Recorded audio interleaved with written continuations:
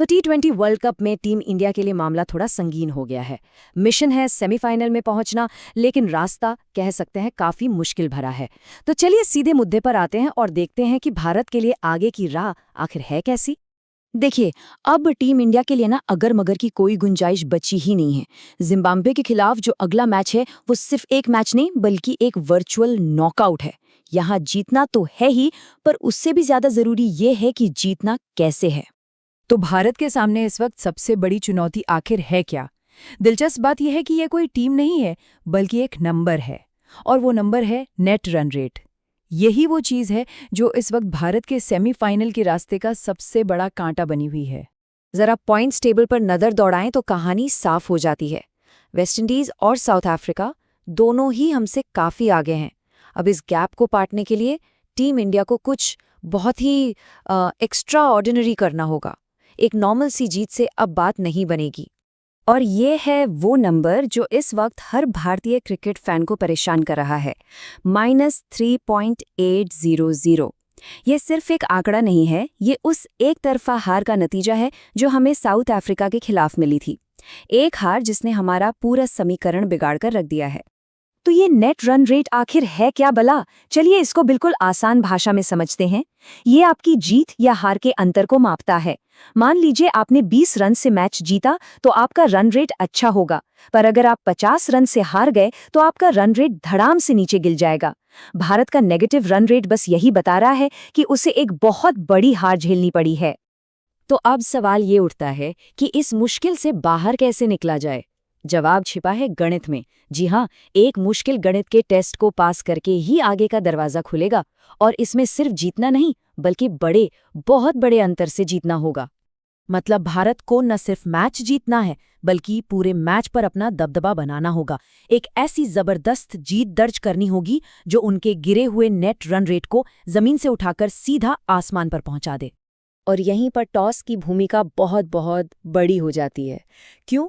क्योंकि टॉस ही ये तय करेगा कि भारत को अपना रन रेट सुधारने के लिए कौन सा वाला गणित हल करना है।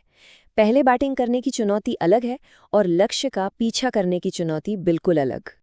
चलिए पहला समीकरण समझते हैं। अगर भारत पहले बल्लेबाजी करता है तो उन्हें 100 से ज्यादा रनों के बड़े अंतर से जीतना होगा। इसका सीधा सा मतलब है कि पहले एक पहाड़ जैसा स्कोर बनाओ और फिर जिम्बाब्वे को छोटे से स्कोर पर समेट दो। और अगर चेज करने की नौबत आई तो चुनौती और भी बड़ी है। तब तो लक्ष्य को बहुत तेजी से, मतलब करीब 10 या 11 ओवर में ही हासिल करना होगा ताकि रन रेट को वो जरूरी बूस्ट मिल सके। यानी दोनों ही सूरतों में काम बिल्कुल भी आसान नहीं है। तो इन नंबरों को कागज से उतारकर हकीकत में कैसे बदला जाए? चलिए अब बात करते हैं भारत की ऑन-फील्ड स्ट्रैटेजी पर। बैटिंग का प्लान एकदम साफ है। पहली ही गेंद से अटैक। पावर प्ले की शुरुआती 6 ओवरों में 70 से ज्यादा रन बनाने का टारगेट रखना होगा। हाँ, ये एक बहुत आक्रामक सोच है, लेकिन इस वक्त की जरूरत भी यही है। एक धीमी शुरुआत भारत की सारी उम्मीदों पर पानी फेर सकती है।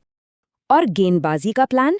चेन्नई के पिच पे स्पिन का जाल बुनना। कुलदीप, वरुण और अक्षर, इस तिकड़ी पर जिम्मेदारी होगी कि वो अपनी फिरकी से जिम्बाब्वे के बल्लेबाजों को बांध कर रखें, उन्हें रन बनाने का कोई मौका न दे। ये रणनीति इसलिए भी जरूरी है क्योंकि स्पिनर्स बीच के ओवरों में रन रोककर जबरदस्त दबाव बना सकते हैं। चलिए अब जरा पीछे हटकर बड़ी तस्वीर देखते हैं। भारत के पास सेमीफाइनल में क्वालिफाई करने के मोटे तौर पर 2 रास्ते हैं। एक रास्ता तो सीधा और सुरक्षित है, लेकिन दूसरा रास्ता बेहद पेचीदा और खतरों से भरा हुआ है। यहाँ 2 अलग-अलग भविष्य नजर आ रहे हैं। एक तरफ है सेफ पाथ, यानी सुरक्षित रास्ता, जहाँ किस्मत काफी हद तक भारत के अपने हाथों में होगी। वहीं दूसरी तरफ है कॉम्प्लिकेटेड पाथ, यानी जटिल रास्ता, जहाँ भारत को अपनी जीत के साथ-साथ दूसरी टीमों के नतीजों पर भी निर्भर रहना होगा। और ये कोई भी टीम नहीं चाहती। सबसे अच्छा और सुरक्षित रास्ता तो यही है कि भारत अपने दोनों मैच जीत ले और ये उम्मीद करे कि साउथ अफ्रीका भी अपने दोनों मैच जीत ले। ये रास्ता सुरक्षित इसलिए है क्योंकि अगर ऐसा होता है तो नेट रन रेट की जो सिरदर्दी है वो काफी हद तक कम हो जाएगी और क्वालिफिकेशन लगभग तय हो जाएगी। लेकिन दूसरा रास्ता वो बेहद खतरनाक है। अगर भारत सिर्फ एक ही मैच जीत पाता है तो फिर क्वालिफिकेशन का कंट्रोल हमारे हाथ से निकल जाएगा। फिर सारा खेल दूसरों के नतीजों पर निर्भर करेगा और अंत में घूम फिरकर उसी नेट रन रेट के मुश्किल गणित पर आकर अटक जाएगा। ये वो स्थिति है जिससे हर टीम बचना चाहती है। तो कुल मिलाकर बात यह है कि अब गलती करने की कोई गुंजाइश बची ही नहीं है। डिफेंडिंग चैंपियन की साख भी दांव पर है। मिशन बिल्कुल साफ है, सिर्फ जीतो मत बल्कि मैच पर हावी हो जाओ, अपना नेट रन रेट सुधारो और सेमीफाइनल में अपनी जगह पक्की करो। तो देखिए, प्लान तैयार है, समीकरण सबके सामने है, लेकिन सबसे बड़ा सवाल तो यही है कि क्या टीम इंडिया इस जबरदस्त दबाव में उम्मीद के मुताबिक खेल पाएगी? इसका जवाब तो अब हमें सीधे मैदान पर ही मिलेगा।